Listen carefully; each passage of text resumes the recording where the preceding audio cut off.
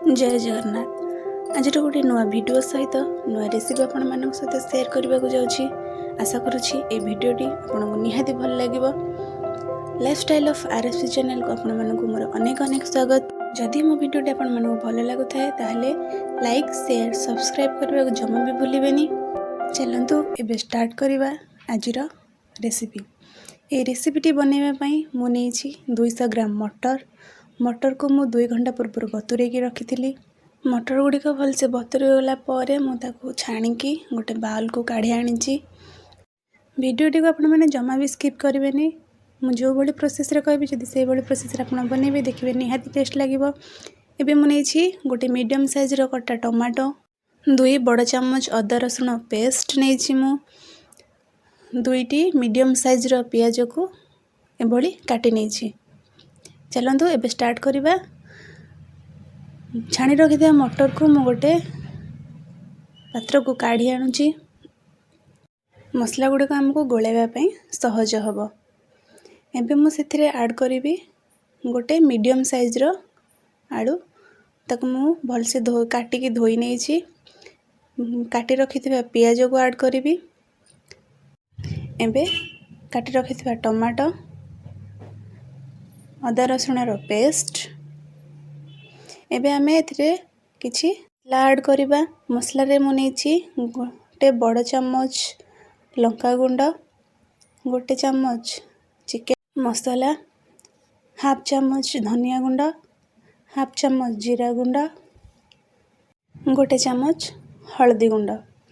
एबे मु किछि कस्तूरी मेथी क्रश करके नहीं सबको एबे आमे हाथ रे एमती भलसे चकड़ी मिसेबा। चकड़ीबा फल कौन होता है ना पियाज टिके नरम हो जाए थे, टमाटो भी मध्य नरम हो जाए थे एवं मसला गुड़िक भलसे मटर आ आलू सहित मिसी थाए। ये देखंतु भलसे आमे ताकू हाथ रे गोलेबा। एको गोले सारिबा परे आमे आकू 5 ରୁ 10 मिनिट रेस्ट रे छाड़िबा। मो वीडियोटी आपण मानक केमिति लागुची निश्चय कमेंट करी जणाइबे। एबे मोर हेगला आकु मैं घोड़े रखने। एबे मो गोटे प्रेशर कुकर नहीं से मु ऐड करी 3 ରୁ 4 चामच तेल। तेल टिके गरम हो आसला परे से गोटे चामच जीरा, गोटे डालचीनी, 2टी जायत्री फूल, गोटे तेजपत्र, 3टी लवंग, बास्ना पे मु गोटे गुजराती ऐड करी। गोटा मसला तक टिके भाजी गला परे एबे आमे ऐड करबा गोले रखिथिबा आलू मटर एवं मसला सबको।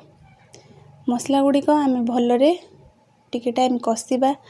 प्राय 10 ରୁ 15 मिनिट आमे कषिबा टाइम रे आमे सेथिरे ऐड करबा 2 चामच लुण को आमे भलसे एबे मिसई नबा। मसला गुड़िक कषिबा टाइम रे आमे गैस को हाई मीडियम फ्लेम रे ही रखिबा। ताकू एभली एपट सेपट करी गोलेबा। मसला गुड़िक भलसे नहले कषि हब। प्रायतः समस्ते सिजा मटर रे ही घुगुनी करती। थरे कंचा मटर रे ट्राई करी देखंतु। एभली टिके टाइम एभली कषिला परे ताकू आमे घोड़ेइबा। घोड़ेइकी आउ टिके टाइम कषिया पे छाड़िबा। ताकू घोड़ेइबा टाइम रे आमे गैस रो फ्लेम को लो रे ही रखिबा। देखंतु कलर भी टिके चेंज हो आसलानी। ताकू आउ टिके भलसे गोले नबा। देखिबा तेल गुड़िक मसला रू छाड़ी गलानी देखि पारुथिबे। एबे आमे ऐड करबा सेथिरे पानी। आपण मटर रो क्वांटिटी हिसाब रे पानी नेबे। मोर गोटे बाउल मटर हेतिला तेणु करी मु 2 बाउल पानी नहीं। एबे प्रेशर कुकर बंद करी ताकू 4टा सीटी आसला पर्यंत सिझेबा। देखंतु 4टा सीटी आसीगला परे मु एबे काढ़ी नहीं। देखुथिबे केभଳି भाबरे सुंदर देखा होची। मु गोटे मटर ट्राई करूची देखुची सिझिची कि नहीं। देखंतु भलसे भी सिझी जाइची। एबे हेगला हमर मटर घुगुनी। थरे ट्राई करेंगे ये प्रोसेस रे देखिए निहाती टेस्ट लगे। आगे गार्निशिंग पाई मु धनिया पत्र ऐड करी। एबे गरमा गरम परसी देबे आलू मटर घुगुनी। आपण याको रुटी भात किंबा पूरी सहित भी खाई पारिबे। Thanks for watching.